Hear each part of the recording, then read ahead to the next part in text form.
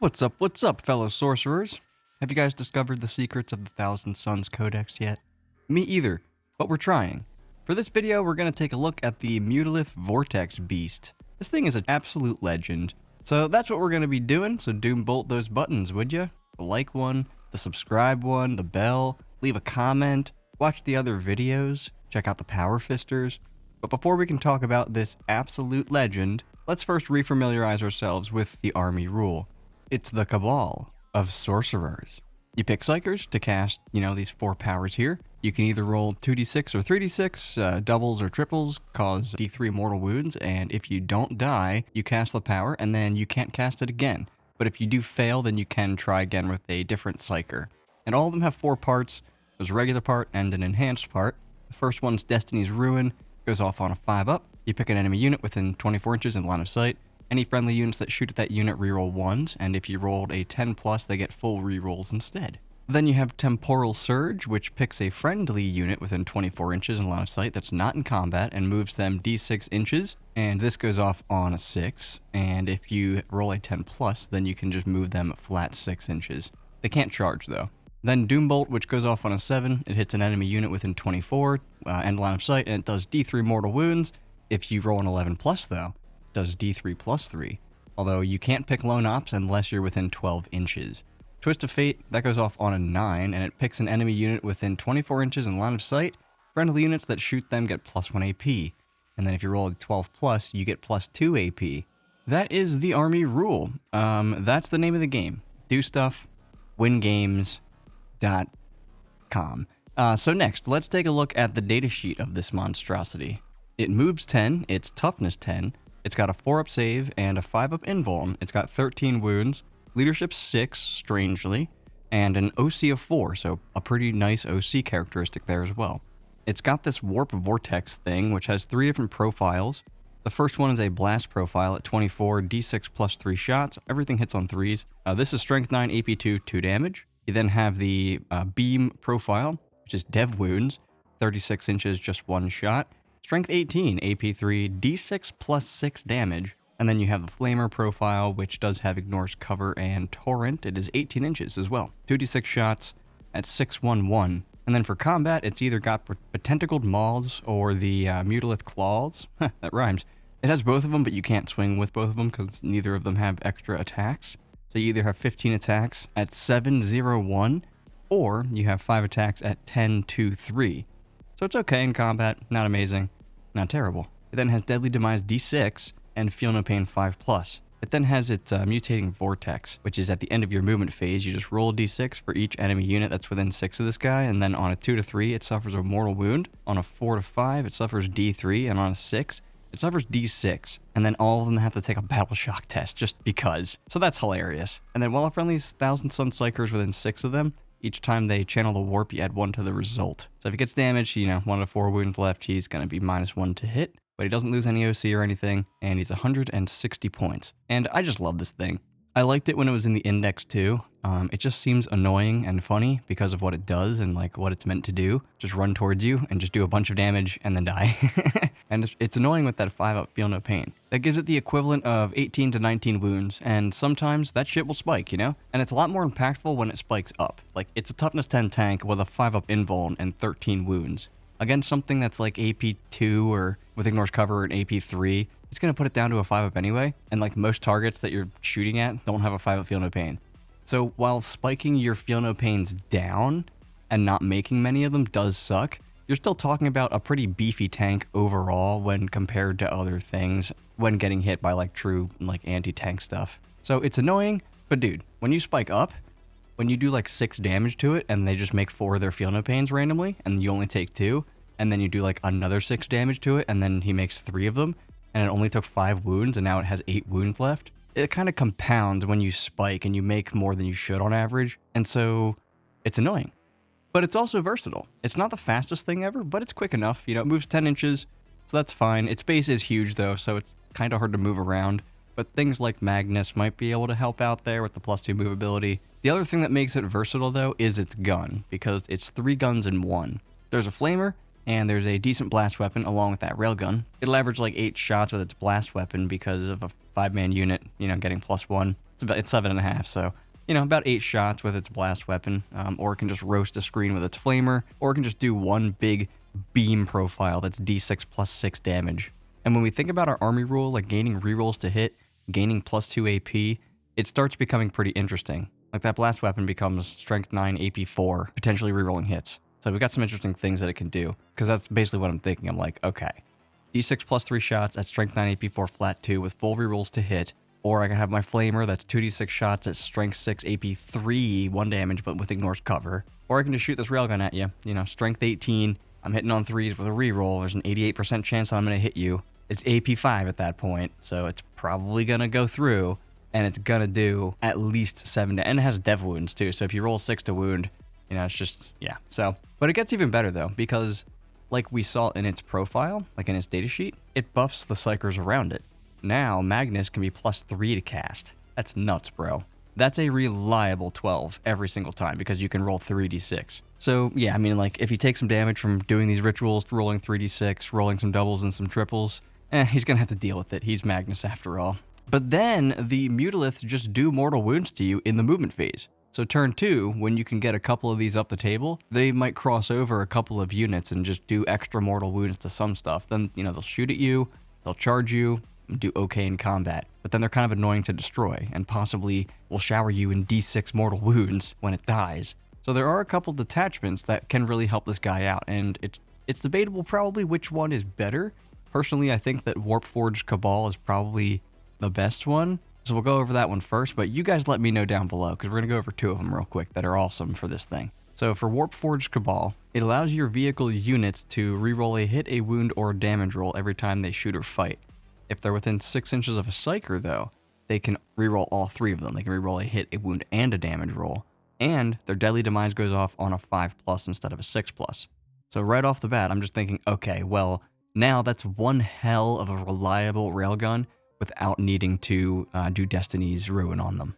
It gets to reroll that hit, it gets to reroll its wound, and to boot, it gets to reroll its damage on d6 plus 6. So it's like literally always doing 10 damage. And it can hit at AP 5 as well. And it has dev wounds because fuck you. And so now it's exploding on a 5-up, which is another thing that's that's twice as likely for this thing to explode. Which, it hurts your guys around it, so that's kind of weird.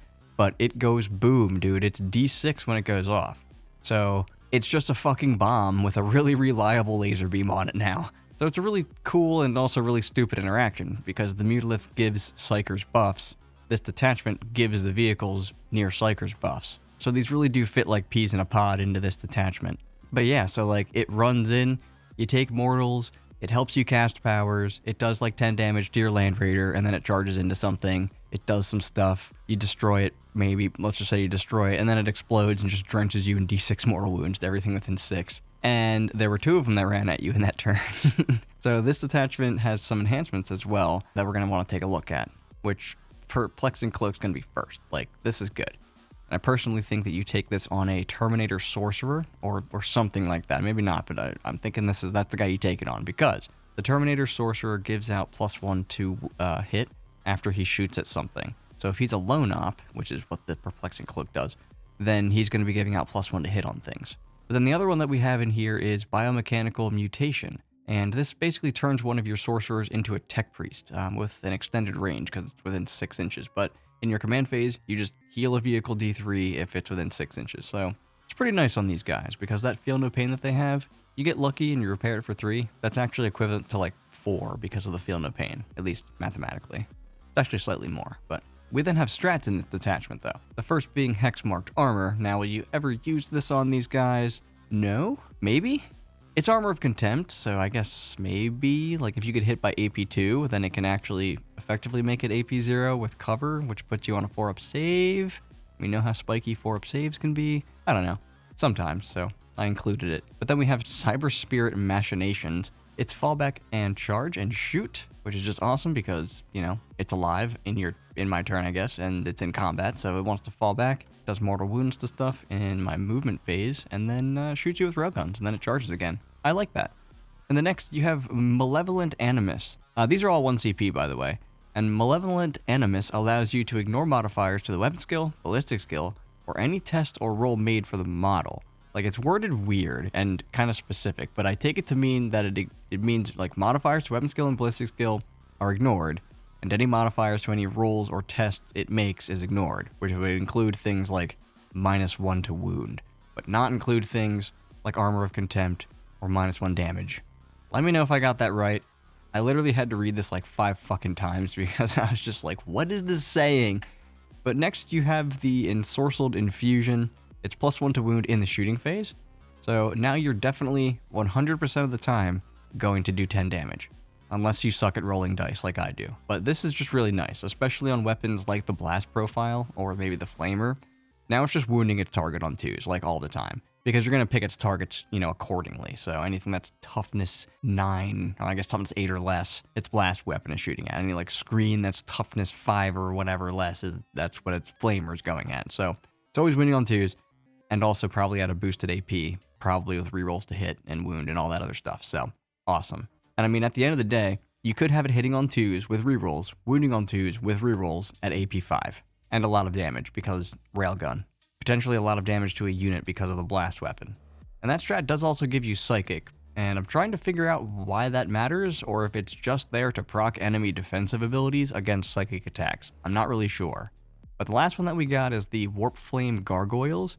If someone charges you, you do mortal wounds to them.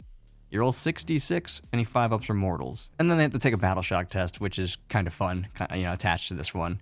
I can see this being good. So like a low wound thing charges you and then you just kill it before it even swings. Or you like pop a model that was in a small unit already and then they take a battle shock test and like can't even use the strat they wanted to use in the first place. You know, it's kind of funny. Normally I hate battle shock shit, but this one's more like a grenade strat with a bonus battle shock thing attached to it. So this detachment is awesome for these guys. Give them a bunch of rerolls. They synergize really well with it because they already want to be in range of Psychers, and now they get to maybe use their D6 explosion. They get to use some good strats here. They just belong here. So fuck it, bro. 3 Mutalith, 3 units of Secatars, Magnus, a Terminator Sorcerer with Lone Op, some Zangors, 3 units of the Enlightened because they're ridiculous, and then like, spawn? I don't know. That's probably around 2k. Just infiltrate 12 vehicles, run 3 Vortex Beasts and Magnus up, have your bows in the back, just peppering shit. Is that a good list? I don't know, probably not. But the next detachment that does really benefit these guys is actually the Zangor one, the Warpmeld Pact. In here, they get access to -1 to be wounded and then +1 to wound. None of the enhancements matter, but there's a few strats that do, and both are 1 CP. The first one is Touched by Tzeentch. It gives the mutant unit, which in this case is the Mutalith, advance, shoot, and charge, which is just awesome. This thing has a big ass base, like I said. It's hard to maneuver this thing around sometimes, so having an extra D6 is nice, especially when one of its abilities happens at the end of your movement phase and does damage to enemy units within an aura. Getting that aura closer to more things, that's usually good. And then yeah, you know, you shoot, and then you charge. I love it. We then have Deranged Furiosity for 1 CP. It's a fight phase strat that targets one of these, because it's a mutant unit that can be targeted by it. And it gives it a 6-inch pile-in or consolidate, which is just really good on a unit like this because it's got a 6-inch base, basically. That's not 6 inches. It's got a big base, so being able to move it an additional 6 inches between the pile-in and the consolidate, really, really good. And also, really nice to have when you're tank shocking something. It comes in there, 10 dice, move something out of the way with mortal wounds, it then can pile in 6 inches instead of 3 and actually get into combat with something else, something that was further away. So this is actually a really good strat. And then the other one is Twisting Mirage. It basically just gains Deep Strike, and that, like, the end, it can't charge, so I don't know. The other strats, like, literally cannot be used on him, and so that's what we got. Compared to the Warpforged Cabal, there's not as much happening here, for sure. But what do we get here when we break it down? Oh, baby. +1 to wound, and then you just gain -1 to be wounded at the cost of taking damage. But yeah, I mean, it's toughness 10. Toughness 10 -1 to be wounded is kinda cracked. And then it gains +1 to be, like, +1 to wound? That's gross. Because the Mutalith has a fucking feel no pain. And there's a world where you get targeted, take 1 mortal wound, pass the feel no pain, and then similarly with the +1 to wound. And like with any other detachment, we have our army rules still. We have access to rerolls to hit, better AP, moving again, all that. And so it's very similar in damage output to the Warpforged Cabal. Like, you can still shit out, 8 shots at 9, 4, 2 with the blast weapon with, like, rerolls to hit, +1 to wound. You can do really cool stuff here. You can still reroll hits against a Land Raider, and then like wounds it on 2s at AP5 for D6 plus 6 with dev wounds. Like, you can still do that. And then when the reprisal comes, you're -1 to be wounded. Bro, even taking flat 3 mortal wounds, like just taking the max and failing all 3 feel no pains, you're still at an advantage. You still have a -1 to wound toughness 10 thing now. Like, it's just not even going to take that many saves in the first place now. So I think this detachment really wants you to take 3 Mutaliths. They become so annoying with -1 to wound, bro. Like, here, okay. We make our pact, we take 3 mortal wounds, we fail 2 of them, we're down to 11 wounds, okay? It then takes 18 las cannon shots to drop one of these things.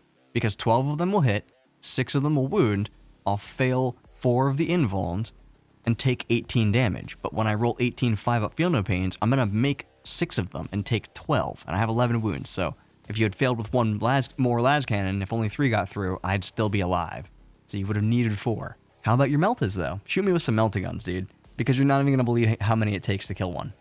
Because it's 40. You need 40 fucking melta gun shots to destroy a single Mutalith in melta range. 27 of them will hit, but you wound me on 6s. So 4.5 of them will wound. Obviously, you can't have 4.5, you know, but 4.5 mathematically wound. That's how you get 3 of them through, because that's how many you need to actually kill one if you're in melta range. Because with 11 wounds left, I have the equivalent of 16. So yeah, you might not have a ton of support for them in here in terms of having like a lot of strats, but dude, this detachment rule might as well say at the bottom, you must run 3 Mutalith Vortex Beasts. So, yeah, just as an overall unit, these things are fucking boss. They're a little hard to move around, but they're quick enough to make a difference early on, and they have some asshole guns. Their combat's decent enough, you know, bunch of attacks at 10, 2, 3, that's good. 3 damage is nice, the AP2's fine. Could it be better? Yeah, but for what else it does, like all the mortal wounds it spells on people, like it's just a good unit. And it's really nice support for your psychers, and it's just a walking time bomb that spits out mortals. So that's kind of it. This thing can get completely fucking nuts, and it has a couple of detachments that really make it funny. And I think both detachments are actually pretty good, generally speaking. So let me know down below what you guys think of the Mutalith Vortex Beast in this codex. Doombolt that like and subscribe button, ruin the Bell's destiny, and then check out the other videos and the other channel. It's all linked. Theory hard, my friends. Just not too hard though, because, you know, Zinch and all. And I'll see you in the next one.